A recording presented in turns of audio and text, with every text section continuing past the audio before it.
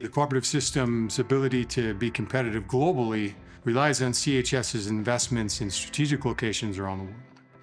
Our customers demand our ability to supply them with grain 365 days a year, out of whichever origins are the most cost competitive.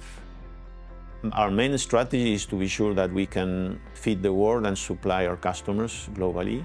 And that means that we need to be sure that we can supply our main products on a yearly basis in time.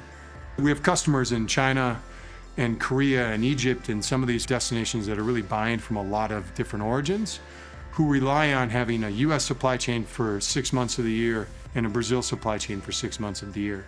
And in order to get that bid in the US and provide that value back to the US farmer in the cooperative system, we need to have the Brazilian supply chain there, or the customer will choose a different multinational company to provide that for them.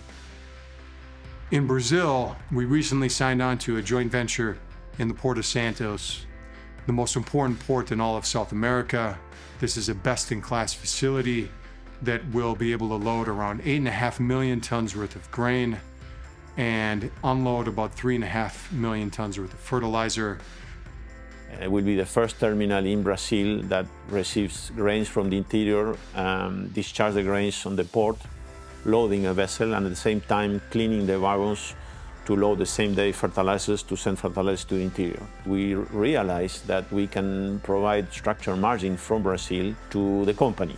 And that for sure will be improving the earnings from the company, and directly and indirectly will benefit the US farmer. So CHS has invested in a facility in the Danube River in Eastern Europe on the Black Sea. The facility is called Silotrans. CHS has owned it for over 10 years.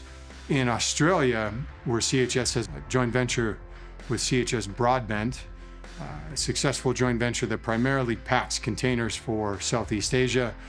We're now investing in a facility in Victoria State in the south of Australia to be able to load bulk grain and serve those same customers in Southeast Asia. The competition on global grain and fertilizer is fierce, and in order for the cooperative system to be relevant globally, CHS needs to participate in these global supply chains so that we can compete and be relevant with our customers.